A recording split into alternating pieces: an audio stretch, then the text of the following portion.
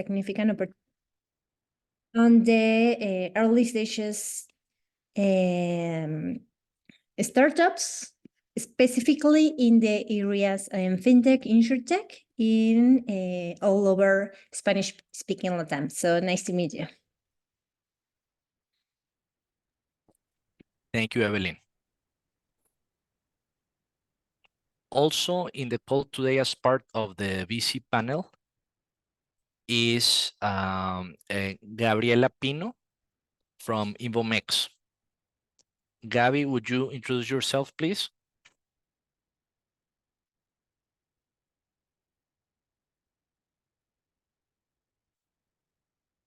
Okay, let's wait for a second till she comes back. I know that also in the call today is Ana Sofia Ancira from FEMSA Ventures. Ana Sofia, welcome. Thank you, Francisco. Yes, I'm Ana Sofia. I'm part of the investment team at FEMSA Ventures. I'm an investment associate here with the team.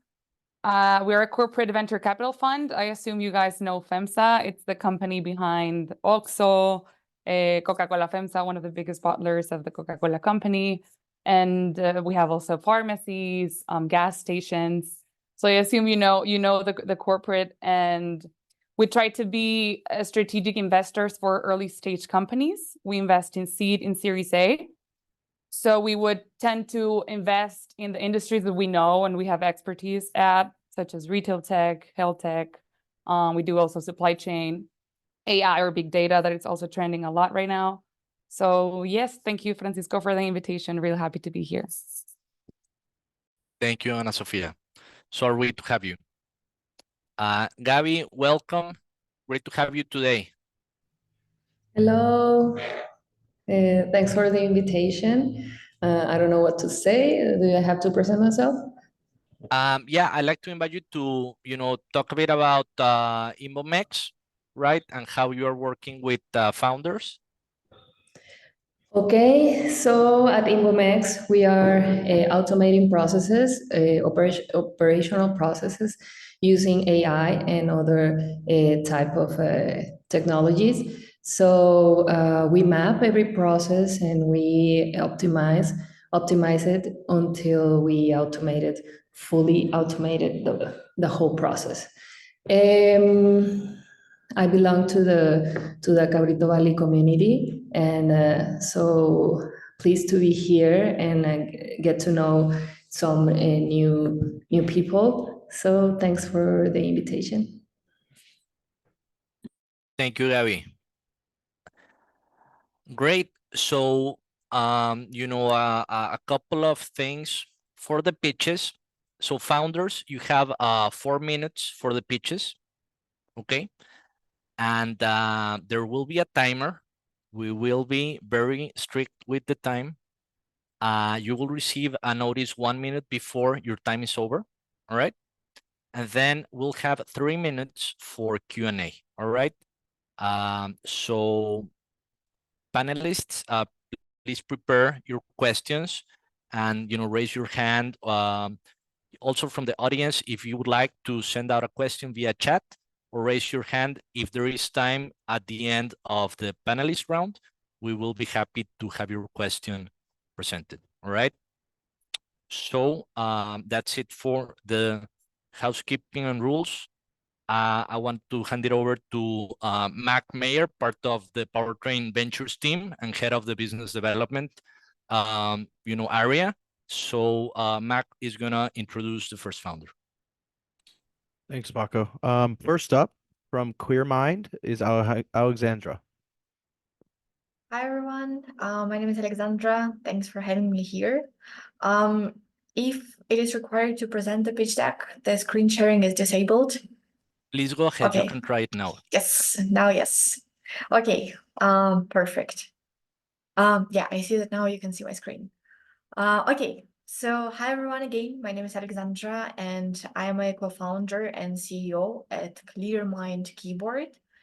And before I jump into explaining what my team and I had built, I just wanted to say, I guess, like in general, that we are operating in the mental health and digital health space. and we are the early stage startup. When talking about mental health, here you see the statistics for the US market, and I will explain later why. But basically the main problem is that although it is very well known that, yes, quite a lot of people, and there are over 50 million Americans who are experiencing a mental health problems or different illnesses. Although it is very well known, the problem is not yet addressed. There are many factors related to that. Over 50% of Americans don't receive any treatment at the moment, and over a quarter cannot receive it simply because they cannot afford it. And then when it comes to youth, not only over 2 million of them suffer with depression, but also for quite a few, it is not covered in their health insurance. Apart from the statistics, for sure there are many other issues as to long waiting lines to arrange a meeting with the psychologist, a stigma around mental health, the inability to find some space and time to take a session, and many, many more. This being said, talking about ClearMind keyboard, what my team and I had built is, and it is already available on the App Store, is a virtual keyboard that is powered by the AI that is able to analyze the context of your words as you type using our keyboard, which, as you can see on the first screen, looks exactly like any other virtual keyboard that you currently have on your phone. But it's powered by the AI that has been trained by one of my co-founders for the past 6 years to recognize among 14 different mental health categories, meaning that by the end of the day, through our app, so here you can see the screenshots of the application, you will be able to see your top 3 stress factors, so that as you communicate, let's say like with your friends, or you take notes on your phone, any use case of the keyboard that you currently can imagine, we will tell you if you might be depressed or anxious, or maybe going through a burnout or You a have 1 breakdown. minute. And based on that, we'll measure your happiness and awareness levels. Our competitors or other digital health solutions do have, for sure, their products in mental health, but the problem is that all of them are based on manual input by someone, meaning that I, as a user, have to log in to track my mood, to track the diary, to answer the questions, so that the results are not as objective as they might be. So we eliminated this step by building the keyboard. And I think like the last thing that I wanted to present would be my team. So I am a CEO. I have 2 other co-founders that are more tech-oriented. Combined, we have over 10 years of experience in building teams and startups from scratch, and working in the mental health space. So I think that will be briefly that. Thank you. Thank you, Alexandra. Thank you. Now 3 minutes for questions from the panelists. Sure. I mean, I could start.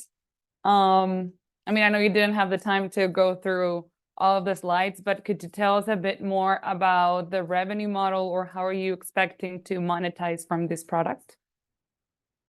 Yeah, that's a very good question. So at the moment, we have several ways as to how we want to monetize. The first version would be for the B2C, so for the end users, and that will be a subscription-based model. And also another version where you, as a user, if you want to get further insights about your mental health, so let's say like if you see your statistics that you might be depressed, you can see which messages that you sent or the notes that you took trigger the AI to show that you're depressed.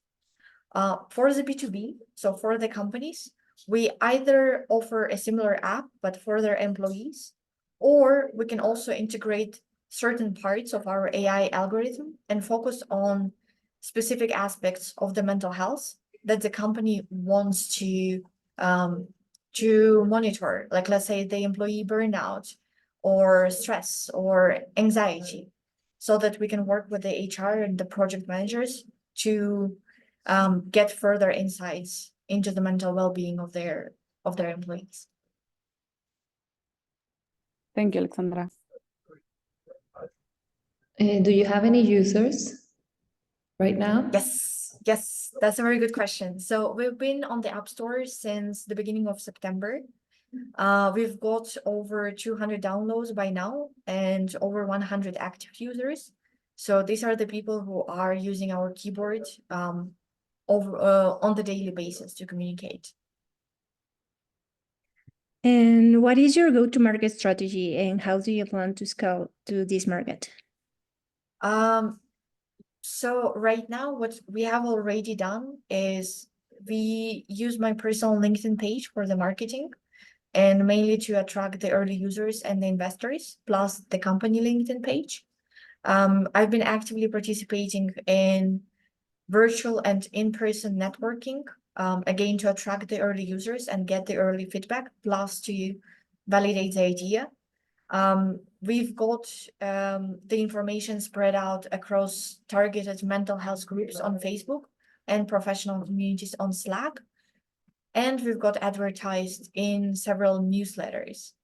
Apart from that, I've been talking quite a lot on different podcasts about mental health, not just in general, but focusing on, let's say, like specific groups of people, like, let's say, I myself being a digital nomad, I can talk quite a lot about that, or trust and safety, or like content moderation, and their well-being. And what I really wanted to add, very quick, by now, within the first 3 months, we've got accepted into 3 different accelerators, including Cube Ventures, that is based in Colombia and Mexico. Thank you. Thank you. Thank you, Alexandra. Next up, we have Enter You by Cecilia Rodriguez.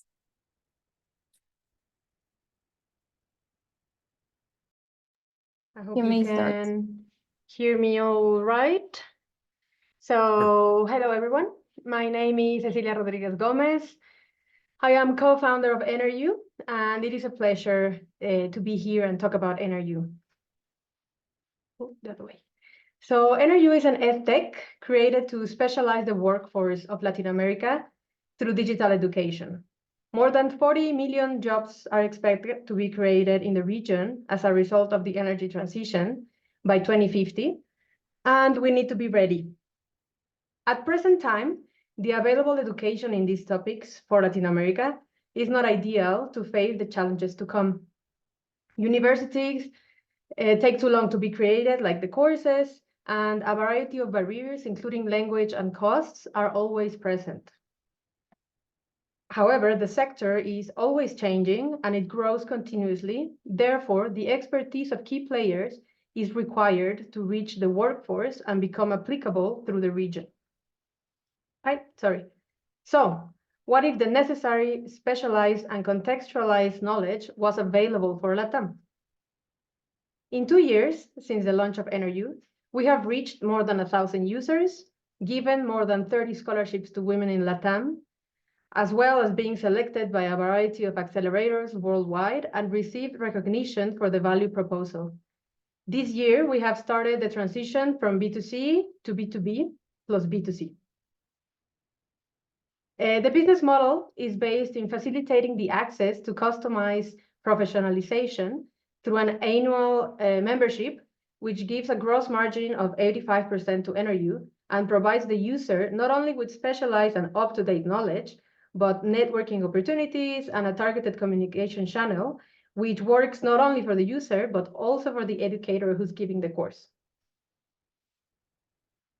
The market is big.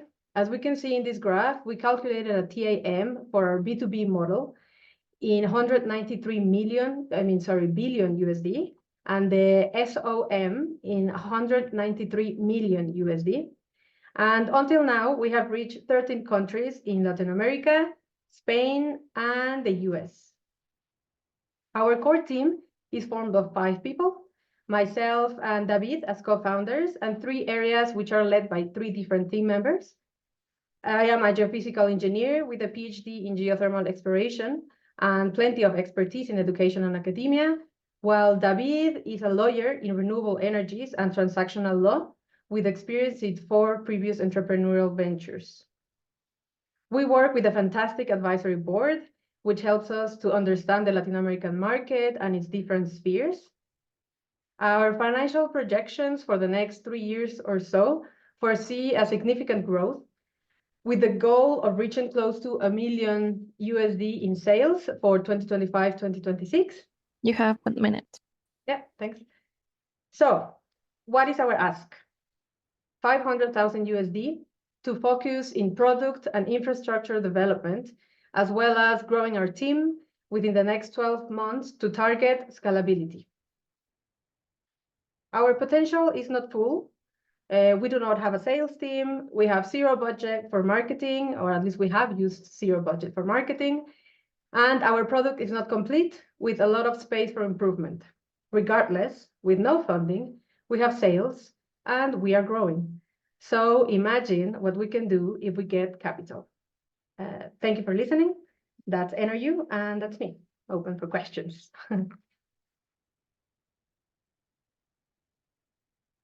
Now the panel.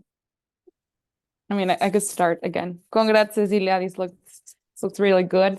I mean, just to understand, like who would be your ideal customer? Like how do they look, both in the B2C or B2B? Like who would be your ideal user or the ideal company to whom you could sell this solution? Yeah, so thank you for the question, Anna, and for the congrats, thanks.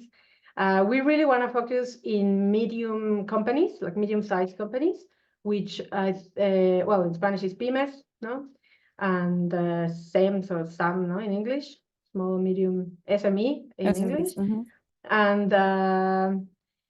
And they look like either people that are already within the sector or have some kind of relationship, let's say a lawyer's firm. They need the knowledge, but maybe they are not directly in it, but they do need to learn about it. And until now, about 85% of the sales are within that group, people that already work in the energy and sustainability sector, or students that are kind of looking for their path, no? But for the B2B, we're targeting medium-sized companies. Great, thank you. Yeah. And who are your main competitors, and what are your competitive advantage against them? Yes, so I mean, we can talk of a very wide range of competitors. We have, of course, Coursera, Platzi, which are already giants of the edtech sector. And there's other smaller ones, which are also relatively of niche, like us, like energy, renewables, and sustainability. But we truly believe that our differentiator is that we look for the people that work in Latin America to give the courses, and not just somebody that maybe, I mean, experts are all around the world, but it's very different to know a topic and work in Europe or the US than know the topic and work in Latin America. So we try to work through this network between contacts. Maybe there's an expert on topic A, and that expert also communicates us with other experts.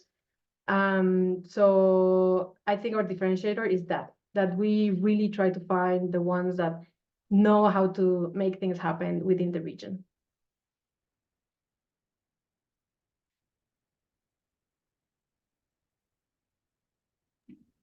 Okay, I don't have any other questions. Okay, thank you, Gabriela. Alexandra. Sorry, Alexandra, go ahead. Yes, thank you. Quick question. How were you able to attract your first B2C and B2B users and companies and enroll them in your program? Yes, so our first approach was 2 courses. We did green hydrogen and ESG, like a live course. I mean, live through Zoom, but live. And that was our first big entrance. And since then, we started contacting them and their own companies. So the people we would get through B2C, we would trace their company and then like talk to the company. Okay, Nice. thank you, Thank you. Cecilia and Alexandra. Time is over. Thank you. Awesome. Thank you, Cecilia. Wait, how do I, there we go. Next up is Luis with Automata Systems.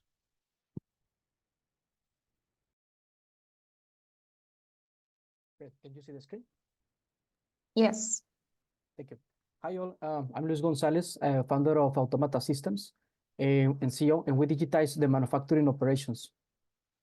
Manufacturing is no deception, as in any industry, being inefficient and not having the right controls is shocking and is expensive.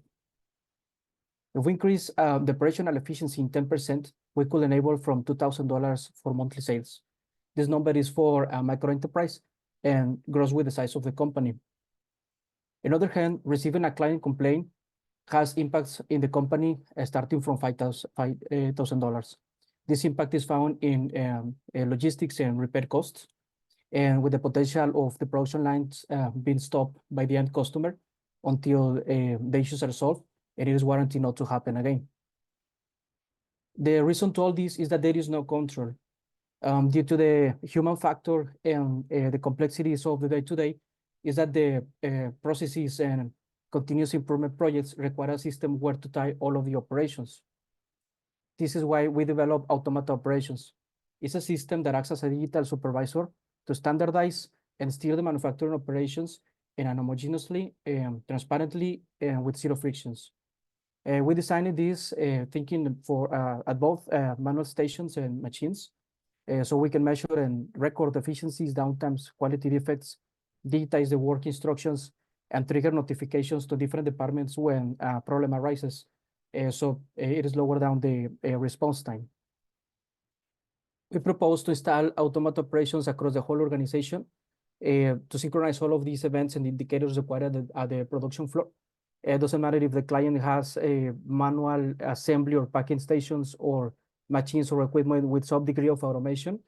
This system will help improving the decision-making and thus increasing competitiveness. Our innovation gets reflected on the way we differentiate from competitors in the factors we consider the most important, such as having ready-to-use features, have a clear and minimum technical requirements, being really multi-platform software, have a user interface that is friendly and intuitive to use, have an affordable and simple pricing. Actually, we offer Automata Operations as a subscription, starting from $65 per asset per month, and the price lowers down with the number of contracted assets. Our target market is manufacturing SMBs. There are more than 600,000 in our country and more than 12,000 in our state, giving us a market size of $2 billion and $50 million respectively in annual average tickets.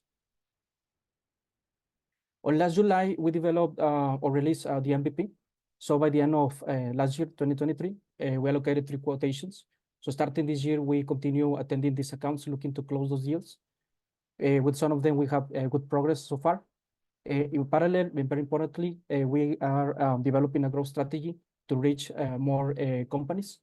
You And have beyond, 1 minute. we will look at more commercial growth and extending our offering through more software extensions and hardware products. We are a team that are passionate about technology development and passionate about the vision we have at Automata. We come from relevant experience at both long-time established companies and startups with more than 20 years of combined experience. We're looking as next steps for a pre-seed round of $250K ticket at a post-money valuation of $3.5 million to continue developing our distribution channels and strengthen our technology offering. Thank you. Thank you, Luis. Questions? 3 minutes. Hi.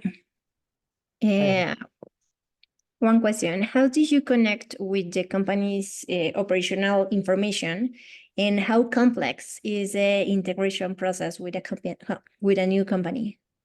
Yes, thank you, Evelyn. There are 2 types of integrations. One option is the most simple one is using our cloud, Automata Cloud, or we offer also, and it's different from some competitors that doesn't offer that is that we can also install on the client's infrastructure, which is called on-premise. There are 2 options. Can be as simple as IT allows permissions to reach a URL. It's like reaching a website, let's say. So normally it's a matter of talking with the IT department to give the correct permissions for connectivity. And that's for, let's say, for manual assembly station, which is a very big problem in manufacturing. there's a different problem, which is machines. Machines actually require a project to integrate or to connect with the machine. And as part of the growth strategy is to have commercial allies through projects integrator to connect to machines. But yeah, more or less that's the approach. And typically, how long does this process takes? We're working on the next iteration for the software, so we could enable a trial account as quick as 2 days, a couple of days. But we Okay. are developing that. We have the first version, and we manually set up some things, but we're looking to that at some point in February. We should release that version. Thanks. Thank you. Luis, how are you reaching these customers? Like, what is your go-to-market strategy, and who are these customers? Are you focusing on specific industry, I don't know, size, type of manufacturing system? Yes, we don't have, the target is manufacturers SMBs, typically something in the automotive supply chain, or plastics, food and beverage, that kind of electrodomestics as well. The strategy so far is like cold contacts and through our network. But recently, CGO was incorporated. We have a very good relation and are drafting an interesting strategy to reach more clients, like some sort of B2C message to attract the attention. But of course, we are B2B, but we're working on that. But one important aspect is to have the capacity of releasing trial accounts, so they can see the benefits very quickly, and offer a trial period. Great. Thank you, Luis. Thank you. Next up, we have Clicks by Carlos Garza.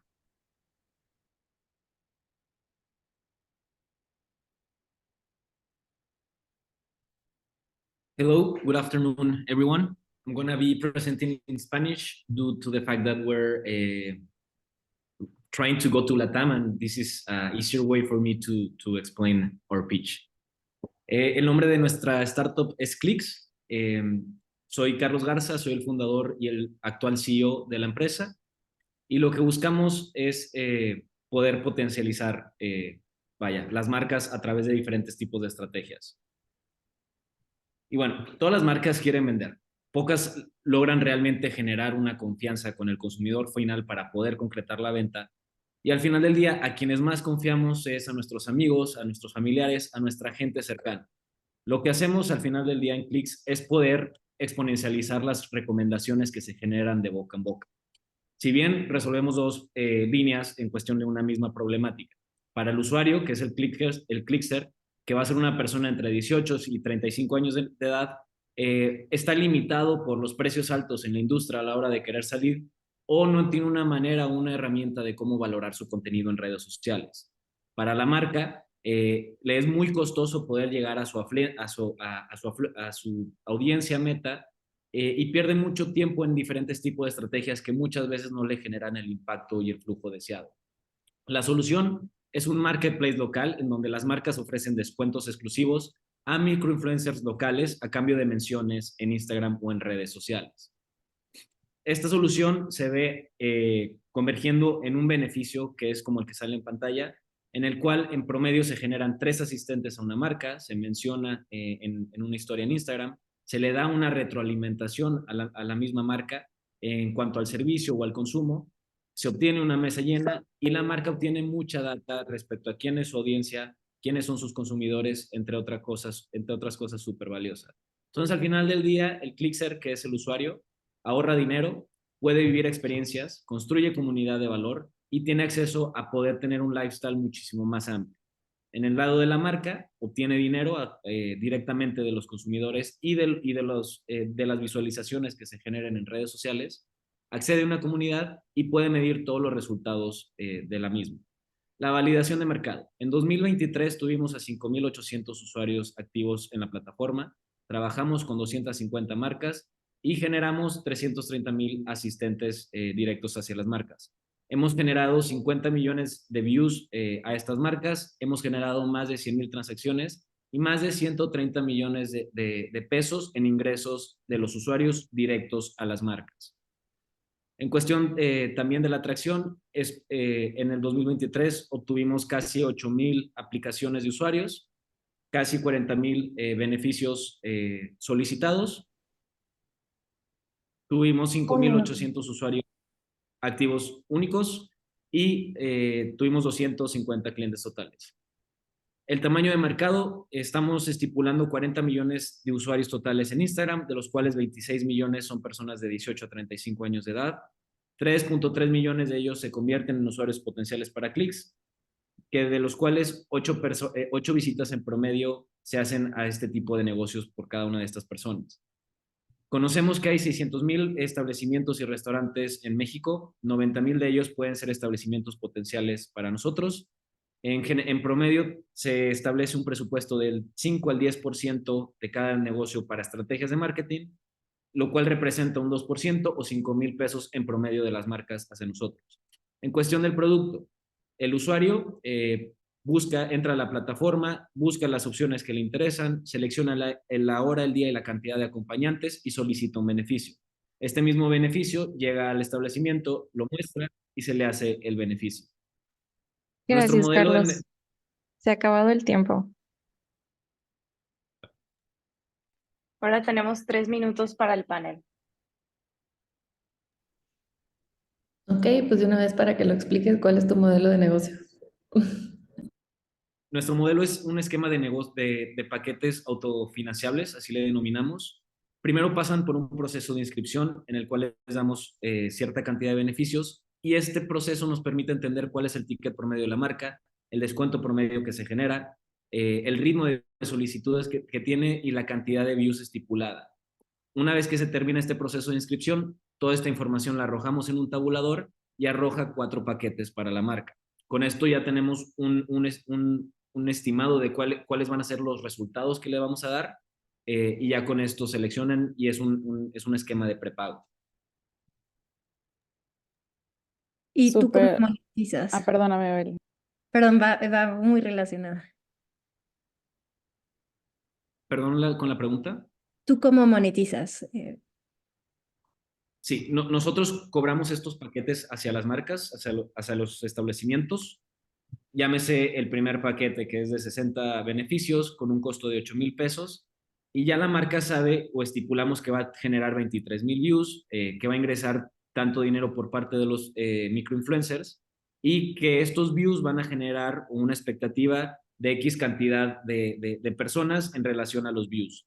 Esto al final de la campaña, sacamos la cotización contra los resultados reales, comparamos, en el 95% de los casos es mayor nuestros resultados, lo cual genera una satisfacción y es una campaña que de cierta manera es autofinanciable, ya que pues, prácticamente de esas mismas mesas vacías va saliendo el flujo.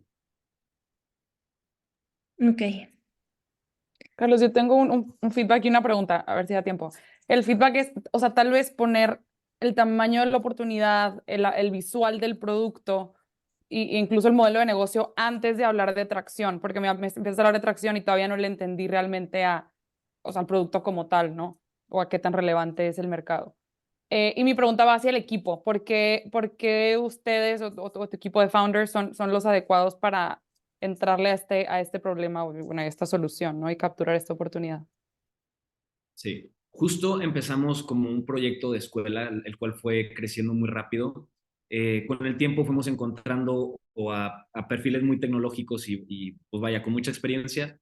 En nuestro caso, estamos entrando a una industria en cuestiones de PR, que ya estamos en Guadalajara, que al entrar, pues nos encontramos con estructuras ya muy establecidas en este segmento.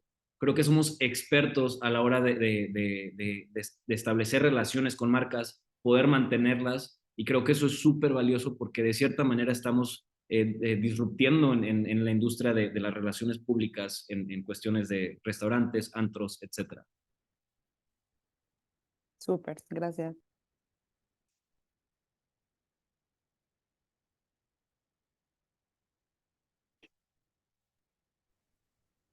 Thank you, Carlos. Next up is Stride with David. Perfecto. Déjame proyectar la pantalla. Acá ya la pueden ver, ¿verdad? Sí. Bueno, hola, un gusto a todos. Mi nombre es David Estrada, tengo 19 años y soy el cofundador y CEO de Stride. Stride es el primer marketplace de sneakers en Latinoamérica. Conectamos a revendedores con amantes de los sneakers. Y mi historia, en un minuto bien rápido, desde los 12 años he sido fanático de los sneakers. Mi tío era el fan número uno de Michael Jordan y dije, si alguna vez tengo un negocio, seguramente va a ser en esta industria. Así fue como en 2022 empezamos con Stride. Empezó como una marca, como un e-commerce para tenis personalizados. Vendíamos tenis pintados ahí a mano y nuestra idea era ayudar a monetizar como el talento artístico en México, ¿no? Con esta idea logramos levantar nuestra primera ronda pre-seed de $500,000. En este año, desde que ahí empezamos, logramos vender más de $350,000. Trabajamos con alrededor de más de 1,300 clientes. Pero la realidad de esta industria, aunque me encantaba, es que el modelo no era escalable, ya que todo acababa siendo artesanal. Al final, la mayoría de productos eran 100% pintados ahí a mano, por lo cual tuvimos que hacer un pivot. Así es como en justo agosto del 2023 nos transformamos, habíamos creado una comunidad de más de 100,000 followers en Instagram, fanáticos de sneakers, y dijimos, oye, en vez de quedarnos en esta industria que solamente vale $300 millones en toda Latinoamérica, que es como de productos personalizados, sabemos que ahorita la reventa de sneakers es lo que más está generando impacto en toda la industria como del fashion, ¿no? A nivel mundial, se espera que para el 2030 la industria de los sneakers valga más de $100 billion y en Latinoamérica específicamente representamos alrededor del 11%.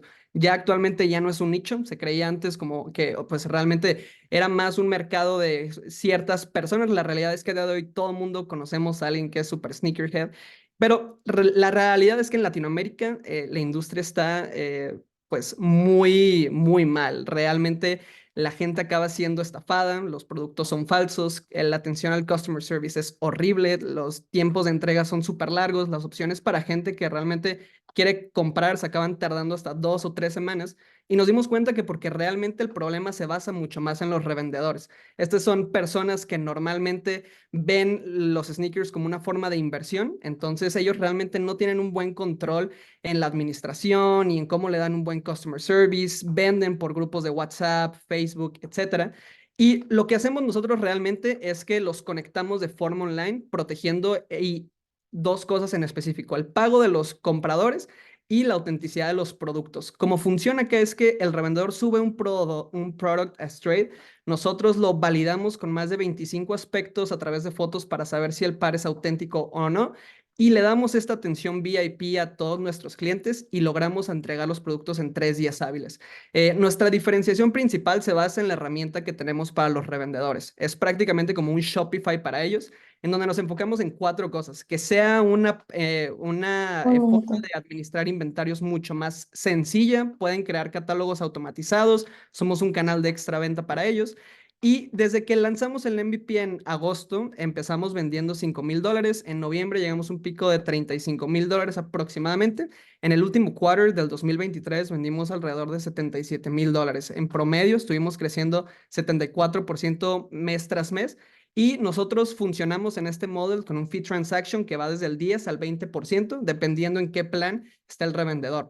Justo con esto que ya tenemos igual los revendedores, desde que empezamos a día de hoy ya somos más de 500 revendedores a nivel México. Tenemos más de 8,000 productos ahorita en inventario y lo padre que es que realmente el average order value o los sneakers que manejamos son alrededor de $400 en promedio. Nuestra idea realmente no solo es quedarnos en sneakers, realmente lo que queremos es ser el primer luxury marketplace en Latinoamérica, estar agregando muchas más cosas. Bueno, creo que ya se acabó ahí el tiempo, ¿no? Pero Gracias, David. Okay. Gracias, David. 3 minutos para questions. Perfecto. Hola David, ¿cómo estás? Hola, hola. Hola. De el pivot que hicieron de ser customer reseller, ¿cuál es la diferencia entre ser escalable o no? O sea, ¿cómo Claro. piensas que eso puede ser escalable versus lo Mira, otro? En la parte de los personalizados, nosotros nos encargamos de toda la operación. Nosotros compramos el producto y nosotros lo personalizamos y nosotros lo ahí enviamos.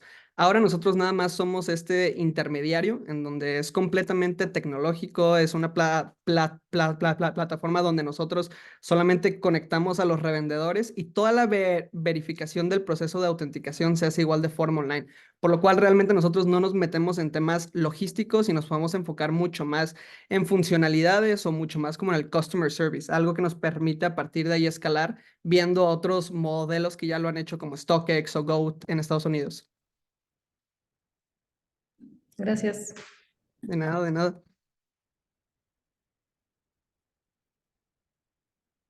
No sé, alguien más ahí si tenga alguna otra pregunta. Pues, ¿te quieres hablarnos un poquito del equipo? Claro, justo. Bueno, yo tengo más de 6 años de experiencia en el tema de e-commerce.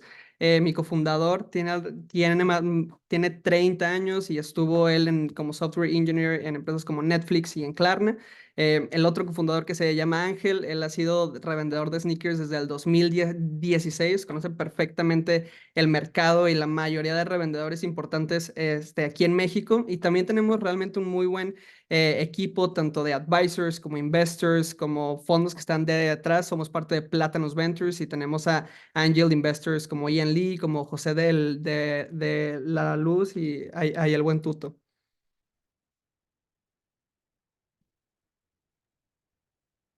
Súper, gracias, David. De nada, de nada. No sé si haya otra o ya la puedo quitar si no me entras. Tu modelo de negocio es un marketplace, ¿cierto? Correcto, correcto. Nosotros nos quedamos aproximadamente entre el 10 al 20% de ahí el fee. Y realmente hay una oportunidad muy grande de monetizar otras vías, como el monthly subscription con los revendedores. Tenemos igual las transacciones en la plataforma que se hacen entre revendedores, es en donde hay mucha más hay oportunidad. Entre revendedores se compran y venden productos entre ellos, y ahí un mismo par completamente nuevo se puede llegar a revender hasta 10, 15 veces, y ahí es en donde ahorita estamos empezando también a implementar nosotros para tener hay un fee igual. ¿Cuánto David, generaste de revenue el año pasado? El año pasado, en revenue fueron alrededor de unos $30,000, ya que igual se mezcló, con la parte de los tenis personalizados, pero el marketplace en sí empezó en agosto. Thank you, David. De That nada. was great. So next up is Walter Mata from the WASP company and Sergio Posadas, who will be presenting. I want to, remind the founders who are pitching today that although we will be happy if you prefer to pitch in English, as some of you asked, the idea is that, I'm sorry, in Spanish, the idea is that we pitch in English so that this recording is also available to a wider audience globally, okay? So with that said, welcome, Sergio. Hi there, let me share the screen.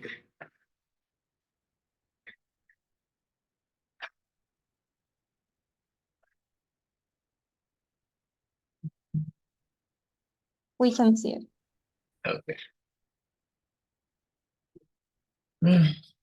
You tell me. You may go. Okay. Hi, we're WASP Company, the future of sustainable construction. We're based in Monterrey, Mexico, and as of today, also in Canada. First, I want to ask you something. Can you imagine your world without cement and concrete? Seems weird, right? Well, the cement production is responsible for 8% of the carbon emissions of the world annually, and we need to do something about it. So here's my next question. Can you imagine a sustainable cement? Yes, one that cuts carbon emissions in half. That was the question we imagined back in 2019 when WASP Company started, where we focus on building sustainable building materials from the waste stream of the construction, plastic, and mining industry. By doing this, sustainable growth is achieved not only environmentally, but budget-wise too, because it is not enough to be eco-friendly. We need to be wallet-friendly too. Here is one of our business units, Polycrete. And this is an example of a contact framework that excels the traditional uses by 10 and crushes the price by being 3 times cheaper. Currently, we produce with third parties and sell direct to customer. Now, on cement, here's our Earth Tech Materials division, where we substitute the clinker using the production of cement with mining waste. Doing this allows us to cut CO2 emissions by 50% and enhance mechanical properties by 20%. With this patented formula, we're shifting from a carbon-intensive production to a negative one, all while using circular economy principles. Here is the opportunity that this waste has. What you're looking at, it's a 500,000 square meter surface filled with 20 million tons of this mining waste I just talked about. This has a value of around $3 billion, and we have identified 8 of these mining waste opportunities only in Mexico, totaling 160 million tons and a value of $24 billion. Now, when we add the US and Canada to the equation, we have an 80 billion market to finally get to a total available market of $270 billion. Our business model is pretty straightforward. We gather the waste, we transform it, and we get to a final product of cement. We have developed the perfect solution that the mining and cement industries are looking for today. Here is our team, led by our CEO, 2022 MIT's Latin America Innovator of the Year, Walter Mata, Maximiliano Fernandez, who is a part of the Fernandez family, owner of Cemex in Mexico, Emilio Sainz, a corporate lawyer with 20 years of experience in Cemex as well, the scientist Edgar Cabrera, who has a PhD in polymers, and some of our customers with Cemex, Holcim, Texaco, and some laboratories in Mexico. 1 minute. Now, you can imagine your world with Wasco and our cement. We're currently oversubscribed in our 1 million seed round. We're just looking for a remaining 10%. And that's it. Thank you very much.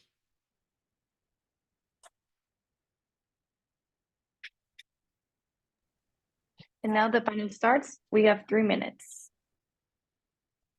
Maybe I can start. First of all, hello, Sergio. Long time no see. So I just wanted to make sure I understand the solution. So you develop the material, but you produce it with third parties, but then you're the responsible player for the sale of the product. And then who's handling the shipping or the logistics? Then you mentioned Canada. Do you have partners there? Or how is this process or operation working? The Canada, as I mentioned, is up as of today because the Canada government spent around 500,000 helping us with the patent. We're just starting operations there. The third party is with the Polycrete business unit, and it's transformed there. What we're looking at is with this seed round, is to add capacity for our current orders that we have, but we cannot fulfill them. And in the future, we want to build our plant for us to not go to a third party.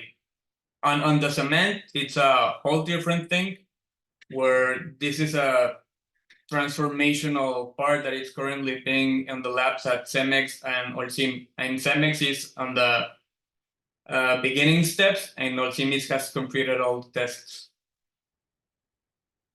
And hi. Any other questions? Yes, how do you handle all the regulations and issues around that topic? Around the environmental or what? The regulations for commercialization of the material.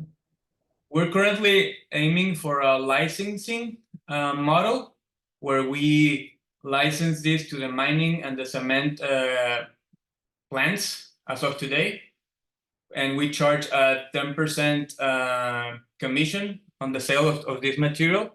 And all these lab tests that I talked to you about is to tackle all these issues, for it to check all the safety, legal, environmental, that this company, speaking of Cemex, who has operations in Mexico, can use the material in Mexico, or Holcim in France, or etc. Okay. And what about your traction? Have you made money so far? We have made money with the Polycrete business unit.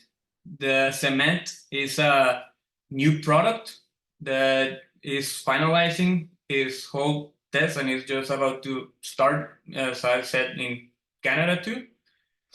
And in the revenue, it was as of last year of 200K, but we have the orders for up to $3 million on Polycrete only. The cement is a whole different Thank you, material. Sergio. Thank you.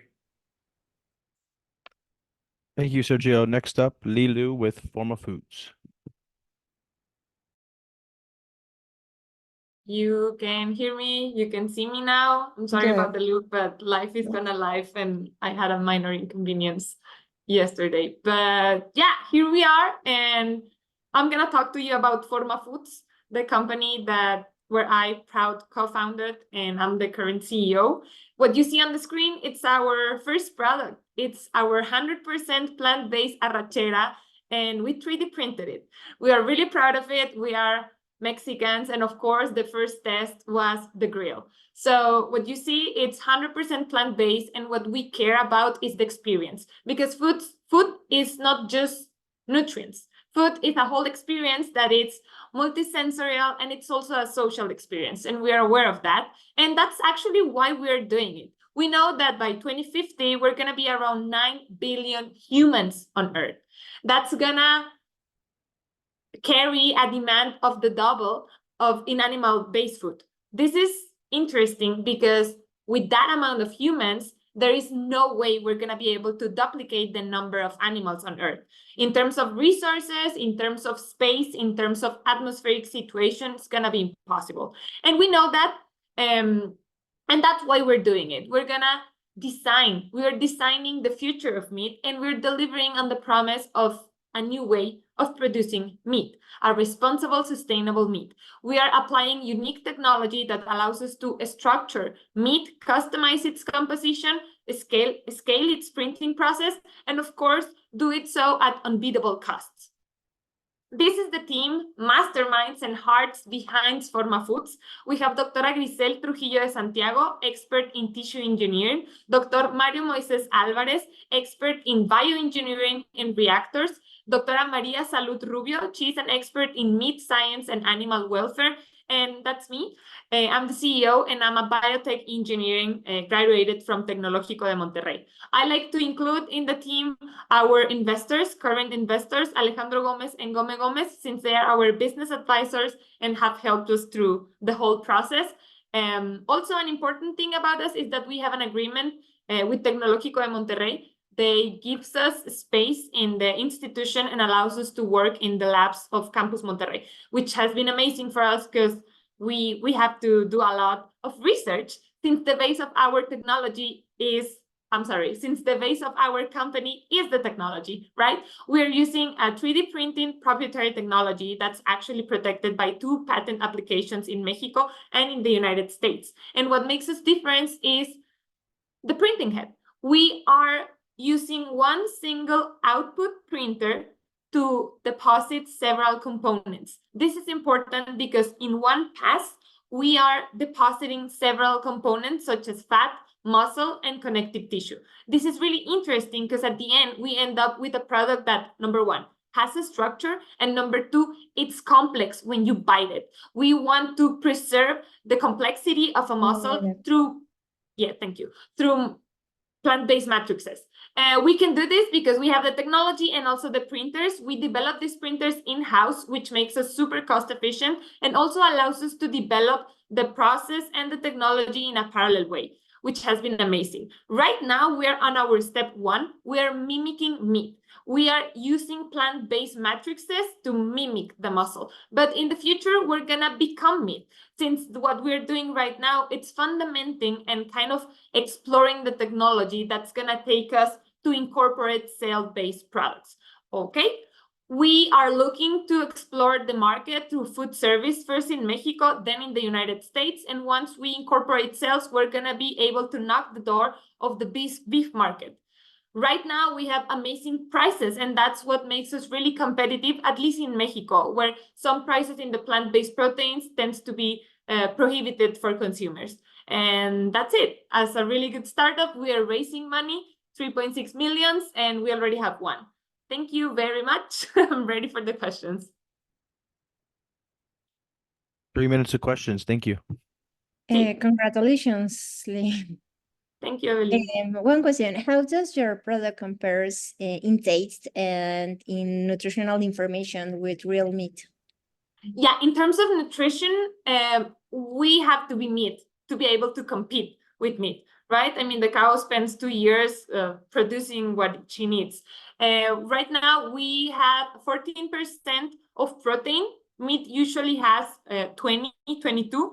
Important to say is that we are leaving soy and gluten out of the equation, so that's also important to mention. In terms of fiber, we have fiber, we have less fat, and since we can customize the product, we can control the percentage of whatever components you want. So in terms of the plant-based product, it's always going to be a bit lower in terms of protein quality and amount comparing to meat.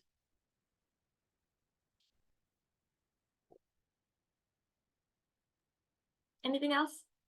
Hello. Well, you know me already. I don't want to Yes, ask. girl, I saw you. Yeah. So, I mean, maybe I know this a bit more, but it would be interesting for the audience to learn a bit more about your go-to-market strategy. Who have you talked to? How have you validated the product? And I mean, I know that the core of the business is the technology and the meat per se, right? Like the product. But I feel it's also important to dedicate some time, especially if you're talking to VC investors, to talk about like the more business side of Forma Foods, right? So maybe you want to talk about it right now. Sure. So yeah, in terms of market, we really care about the food service. We want the first experience with our product to be almost perfect, right? So we are partnering with, or we're trying to get partnerships with players such as Gate Gourmet. We have had conversations with them. They are actually suppliers to Starbucks, and they care about the catering in airlines and salas de última espera in the airport. So we have been talking with them. Our product is really convenient, so it's microwavable, and it preserves the texture and the flavor. So we have been talking to them. Also, Hacienda de los Morales in Mexico City, it's another restaurant that's really interested in us. In Monterrey, we have been talking with the Tec de Monterrey, of course, and actually they had a visit today. They are really interested in incorporating our products as an offer for a plant-based consumer or someone who wants to reduce its meat consumption. Yeah. After food service in Mexico, we would like to explore the food service in the United States, focusing really hard on the Tex-Mex food chains. So we know that there we have at least one dish that can incorporate Forma Foods arrachera easily. So yeah, that's, I don't know if I can incorporate a bit more. Thank you. Perfect. Congrats. Thank you. Okay. Thank you, Lila, for your pitch. Now we have Amira Villarreal with OTIF. Hi, very nice seeing you. Hello, guys.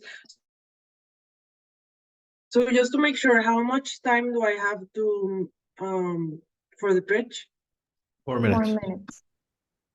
4 minutes, perfect. Let me just share my screen, close everything.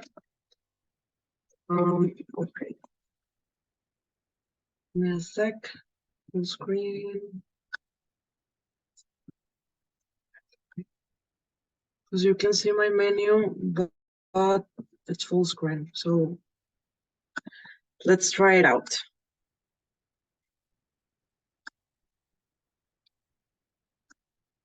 Perfect. Please let me know if you can see my screen. Yes. Yeah. Perfect, thank you.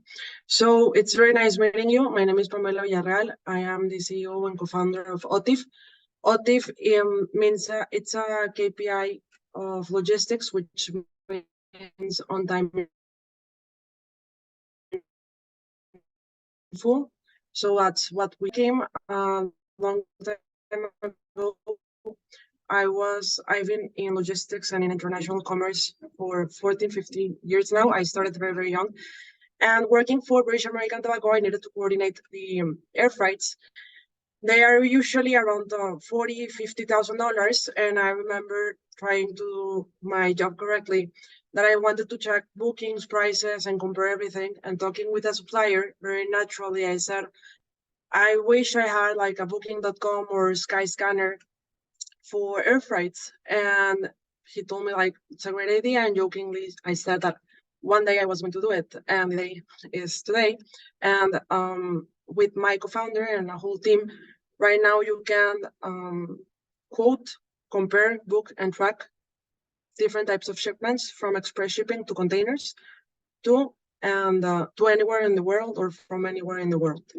So the problem that we are solving in logistics right now, or in shipping, is price and capacity, reliability, customization, digitalization, and invoicing. But most importantly, you need a team or a person that has ambidextrous capabilities to understand logistics, which, even though it's a commodity, you need to have technical abilities, but you also need to understand technology.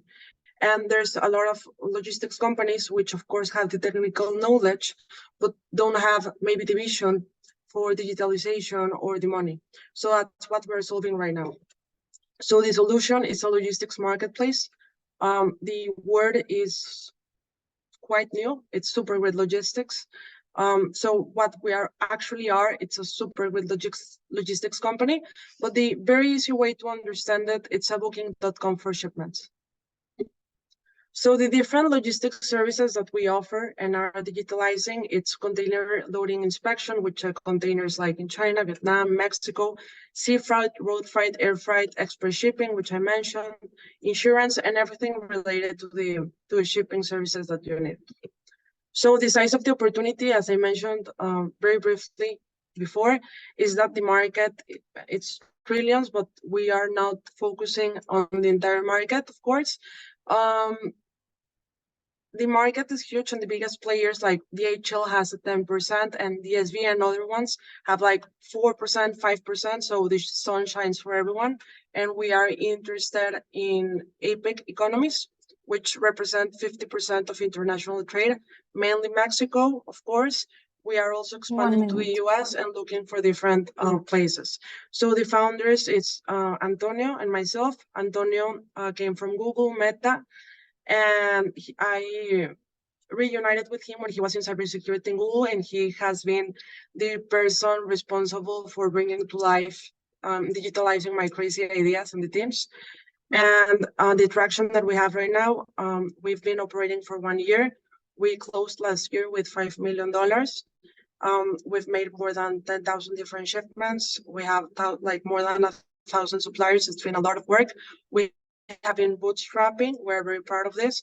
At the moment, we haven't raised capital. We are almost getting to a number for valuation and starting to open around to expand very ambitiously and very aggressively. And that's it. I invite you to join the movement as a partner, as an alliance, and maybe soon as an investor. Thank you very much. Thank you, Pamela. Now the panel can start. We have 3 minutes. If there's any questions or comments. Okay.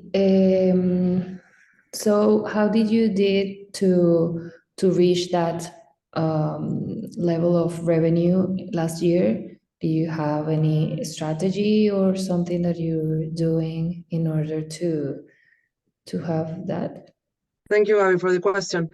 Knocking like 1,000 doors, looking for clients, like explaining our competitive advantage, explaining what we can do for them.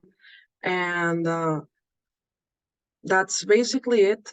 We work mainly with AAA or clients, or I would mean like big companies.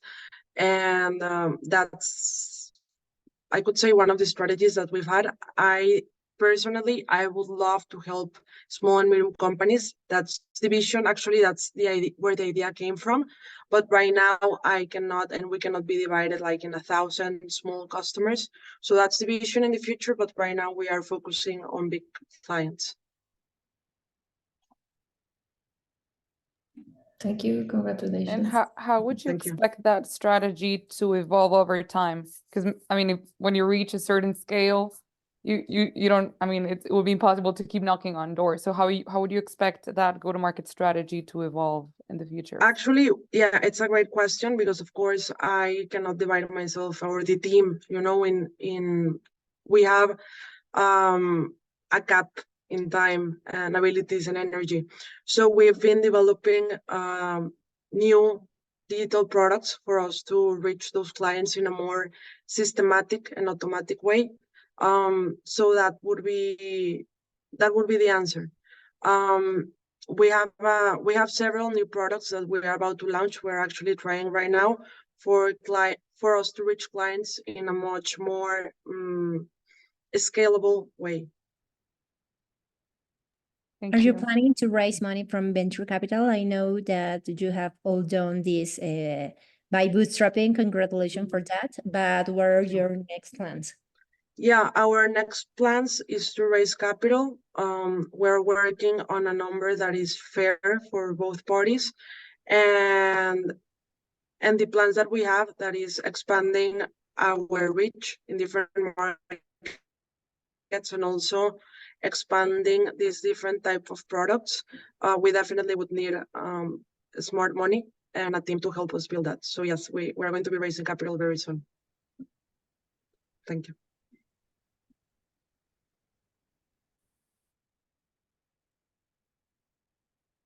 Thank you. Thank you, Mike. Pamo. Thank you, everyone. Next up is Hans with Nufi.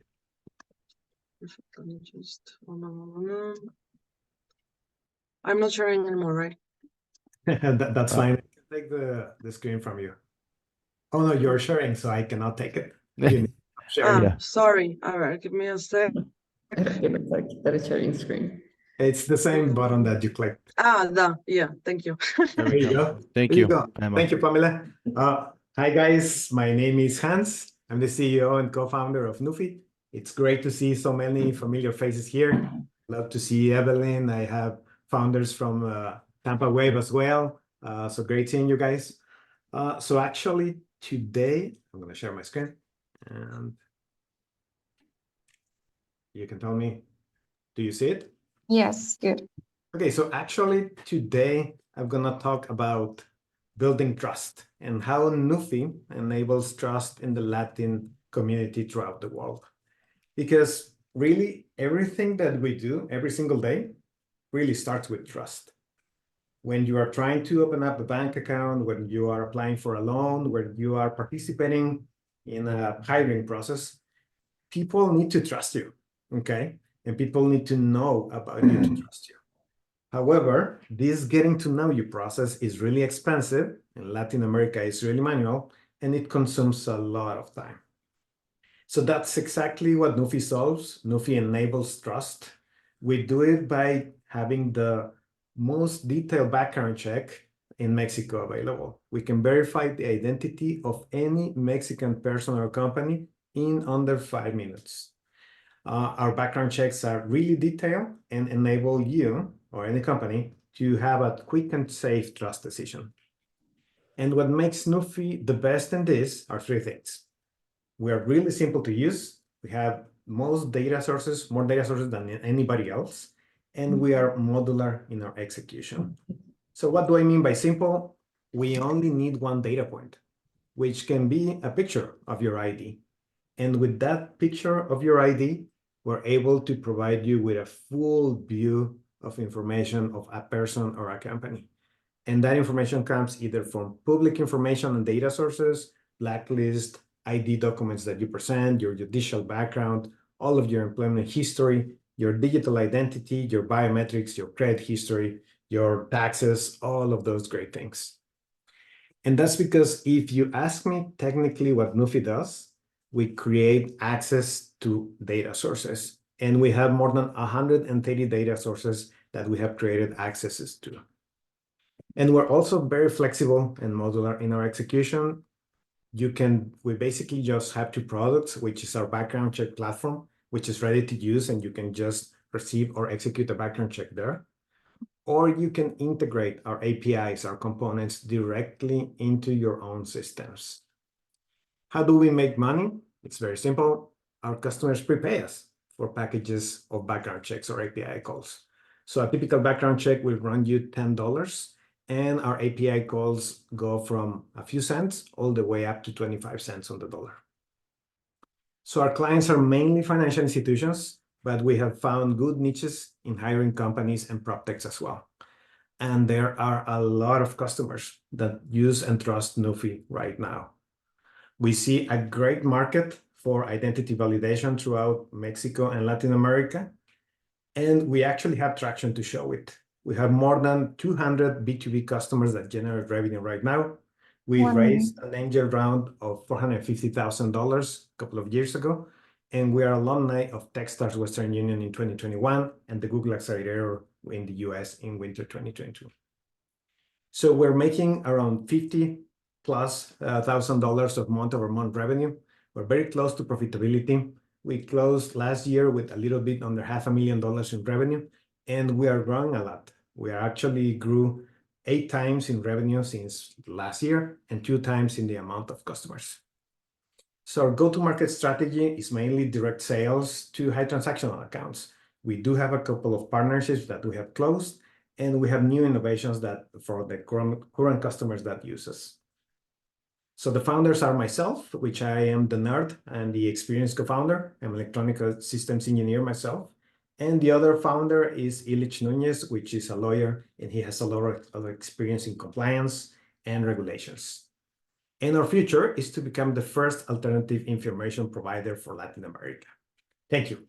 Thank you, Hans. Questions? 3 minutes. Probably a couple of you have seen my pitch already. Heinz, nice to see you again. Hey, Evelyn.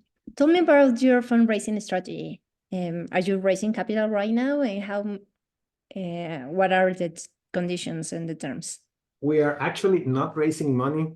We generated the necessary revenue last year to continue growing. We raised like $350,000 in what was to be our seed round, but we actually made money in order to continue growing. So we're thinking about holding at least for this year, and maybe in 2025 we'll be able to raise our seed round. Okay. Let me know. I'll let you know. G2 is the first one in line, as always.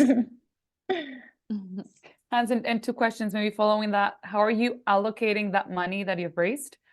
And you talked about you're close to profitability. So how do you see that roadmap to profitability? I think we are 3 months away from being profitable. We actually shifted the focus into key accounts. This year, we're only gonna sell 10 more customers. That's it, okay?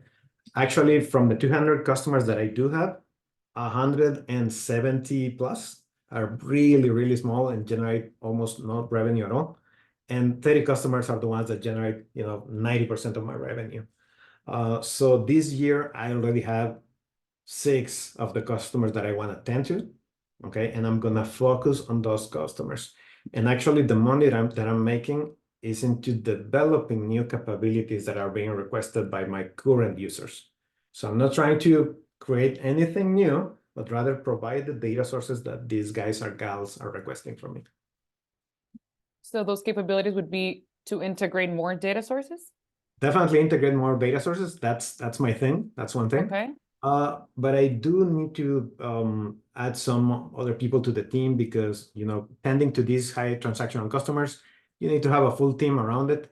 And I think I'm missing a couple of people, more than a couple. Great. Thank you. Any other questions? I can do background checks on anybody, but I recommend not doing background checks on husbands and wives. That's what I always say. or at least get the consent, to do the background check. You guys should turn off your cameras now. Yeah, please turn off cameras and cell phones and all of those things. But yeah, thank you for having me. It was great to see all of those familiar faces, Evelyn, Ana Sofia, and I think I'm missing a couple, but nice seeing you guys. Thank you. Now we have Marco Sense with help.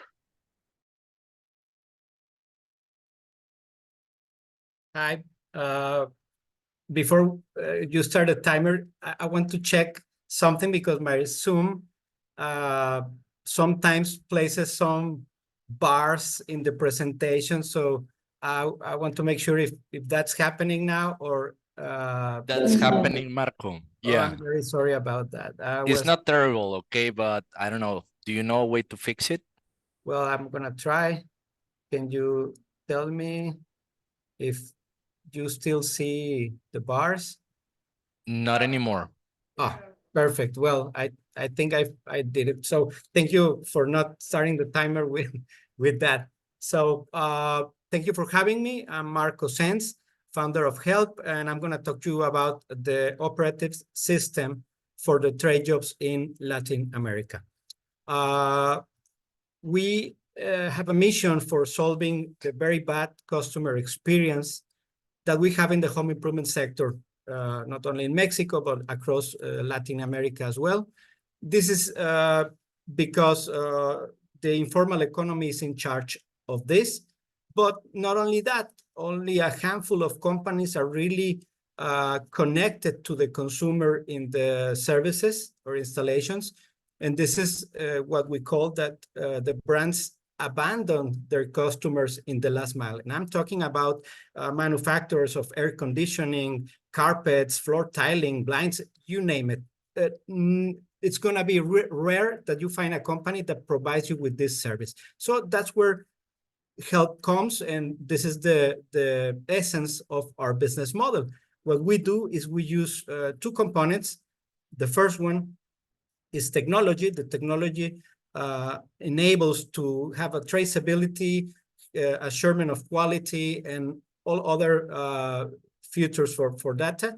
And also, we create communities of technicians. We prepare them, we filter them, we train them in order to comply with the brand's standards. So what we do with these two components, we team up with retailers or manufacturers and develop branded vertical marketplaces. So these are digital places where homeowners can find and hire these services, vertical services. And you can find this in a lot of industries, and probably we have helped you and you don't even know because we are the software behind that or even the technician behind it. So currently we have operations of technology around 14 countries in Latin America, within big players, global, regional, or even local players of the home improvement industry. This is a huge market with a lot of companies, a lot of industries, as you can see. And it is estimated in around 30 billions, breaking down into other sectors, but around 30 billions. We can talk about this in the Q&A, of course. And we think we create value, obviously, to the homeowner, improving their customer experience and convenience. But also, we have a philosophy of dignifying the trade jobs in Latin America. So we aim also to improve their quality of lives. And we also create value for the manufacturers and their retailers, creating a new business unit, a one-stop shop, and brand experience, of course. We have been doing well. We grew almost 100% versus last year. We're doing like $1.5 million of annual recurring revenue as well. If we want in the Q&A, we can review the other unit economics. Time-wise, I'm like cellaring. We have the best customer experience in the market versus the home improvement industry and particular company as well. And needless to say, we're beyond the informal economy. We also have social sustainability programs with the Inter-American Development Bank, the Rules of Impact to close social, economic, and educational gaps for the technicians in Latin America. We aim to becoming the operative system for the trade jobs as well in Latin America.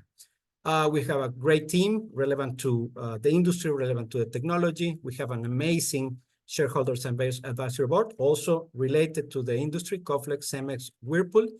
They're in the cap table as well. And yes, we are currently doing an investment round. I'm happy to answer any questions. Thank you, Marco. Now we have 3 minutes for questions.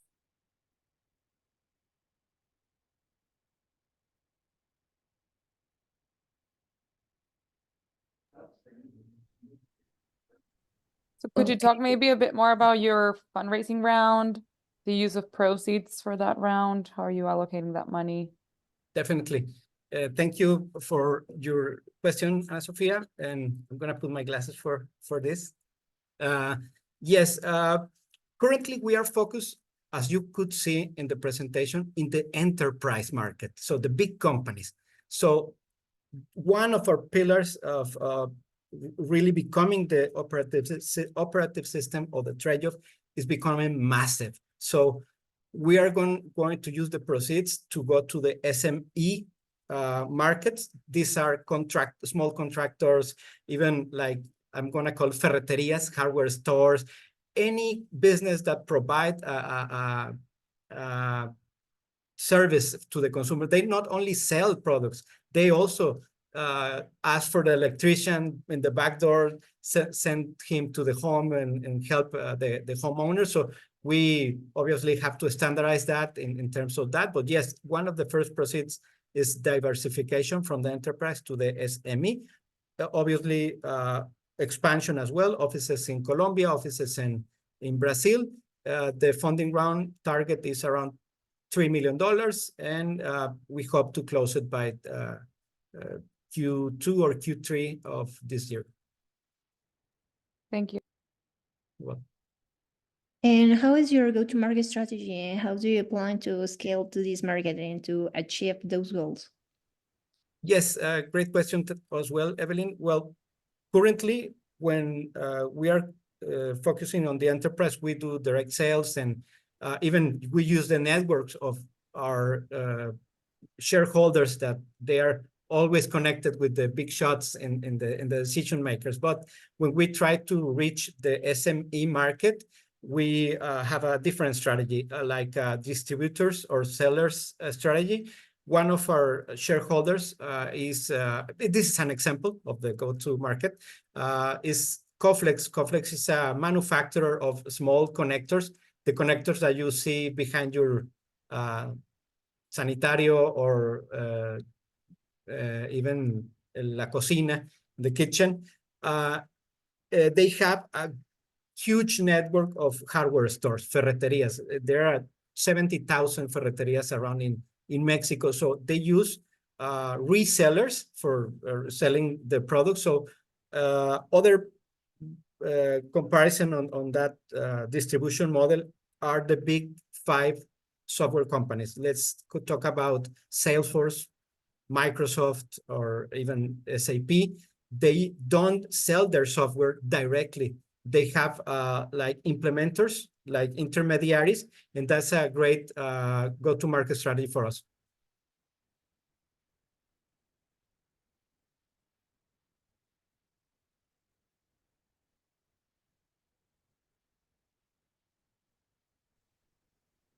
I'm not sure. I saw time's up, but Yes. I don't know if there are other questions or we Yes. switch to the next one. Thank you, Marco. Next up is Jan'24 with Andres.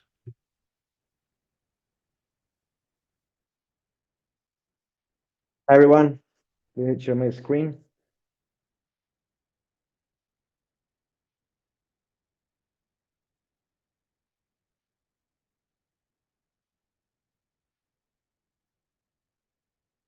Okay, so I'm Andres, co-founder of Jan'24. Jan'24 is a construction marketplace.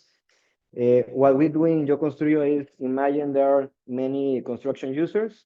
We gather all the purchase orders into Jan'24 and then qualify suppliers based on the location and based on the quantity of the materials.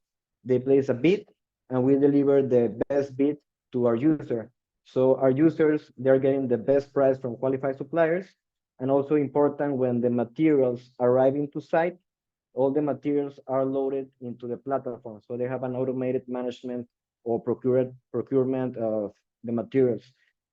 Also, instead of paying, let's say, 3-4 suppliers, they only have to pay Yo Construyo. This is a screenshot of the marketplace of the platform. You can limit the number of suppliers you want to deliver the materials. And also you can put express delivery.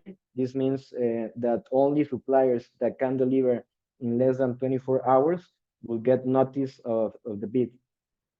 This is the automated management. So every time the materials arrive into site, the resident of the construction site checks that the materials arrive correctly.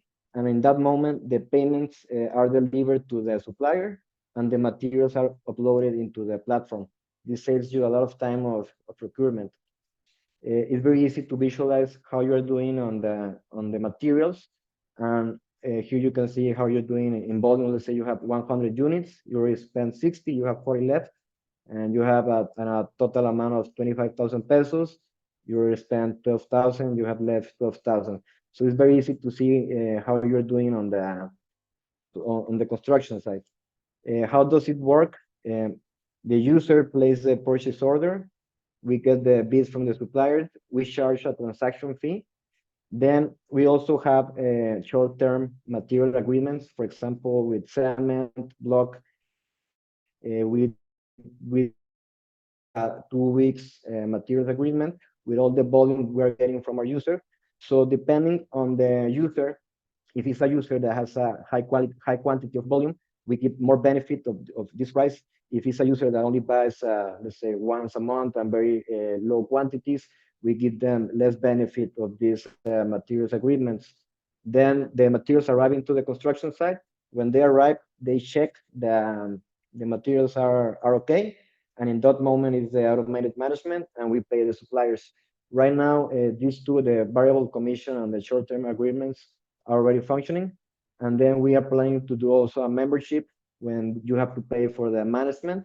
And we are looking also to have an advertising, for example, for the mecánica de suelos, topography, window suppliers that want to advertise with all our users. We're planning to also charge in the advertising. The market is huge. It's over $152 billion in the state, in Latin America, $35 billion in Mexico. Right now, we are have a service area in these 4 locations: Allende, Monterrey, Arteaga, Tulum. Our traction is 22 million pesos sold since 2022. We have over 300 registered suppliers, more than 100 repeat users during the month. This is what we asked our users was what they like most of Yo Construyo. They say the price. Right now, we're looking for a $550,000 investment. We are targeting to get 300 transactions per day. That will give us 2 million pesos profit per month and have a sales of 130 million pesos per month. Our background, we are civil engineers. We have a construction industry. We've been for over a 10-year decade in this industry. So we know everything about construction. Time is over. Thank you. All right.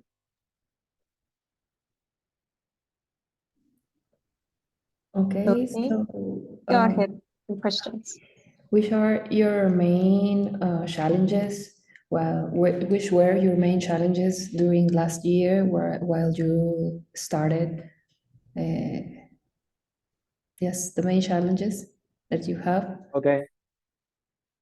The first challenge we have is that they ask us like, where's your warehouse, where is your office, where are you placed?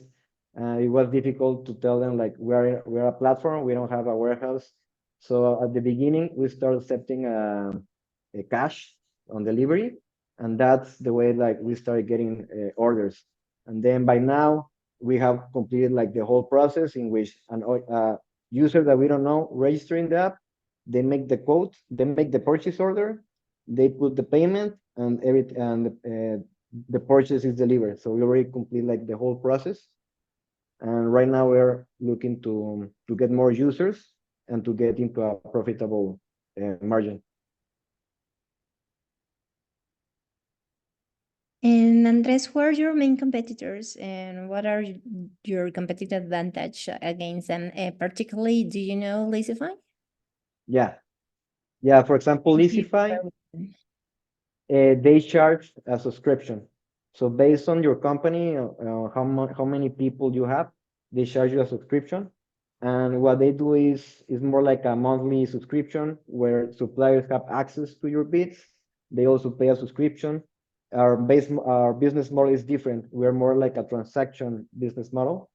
And then with the management, is easy to us to expand because it's free. So for example, we can have people from, let's say, Querétaro making the procurement of the materials, and we can see, okay, this guy is buying at 100 peso to this supplier, and all that data is help us for then going and put the marketplace and start doing the transactions.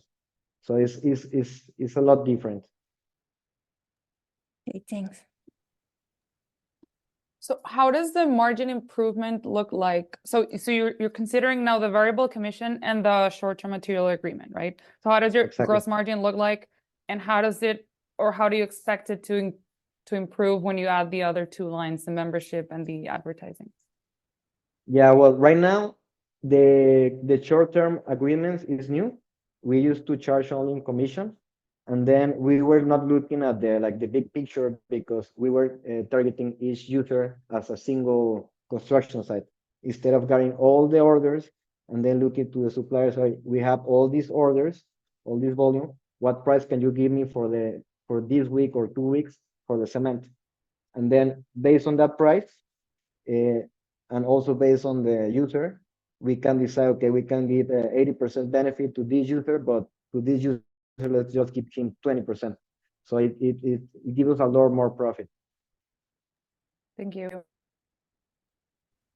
Thank you, Andres. I appreciate everybody coming out. I want to say a few words kind of to finalize this before Paco makes some statements. First, I want to thank the panelists for making the time. I think this was amazing for you guys.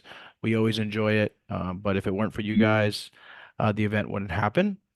We'll be sending out some emails. We'll get the pitch recording sent out. We'll make sure that we provide that to you the next week or so.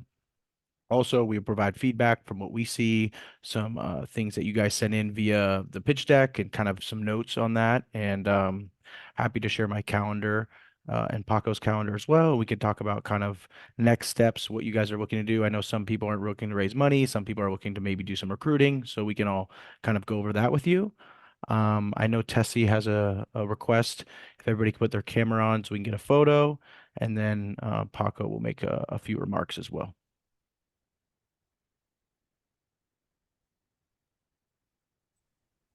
All right, great. Well, let's take a picture, right? Mm-hmm. Can everyone please turn on their cameras?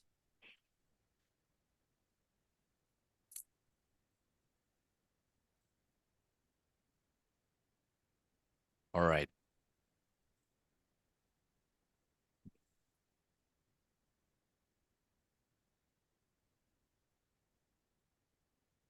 Great. Thank you so much.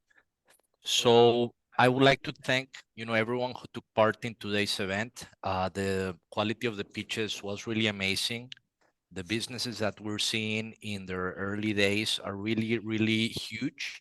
And we are very happy and proud to be part of them today in, making them available to more people to see and to be a part of those businesses.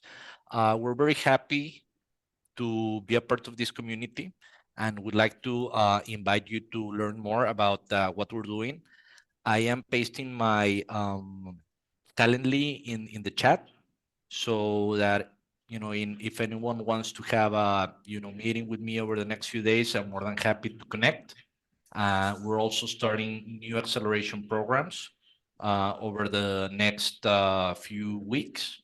And so we're super happy to talk to you and to learn more about how we can collaborate together. So thanks to the investor panel. You guys were amazing today. And so together with all of the founders and all of the Powertrain team, we'd like to thank everyone who was part of the call today. Thanks, everyone. See you Thank next you, time. guys. Bye. Thank you, guys. Thank you. Congratulations. Thank Bye, you all. thank Nice you. meeting you. Bye-bye. Thank you.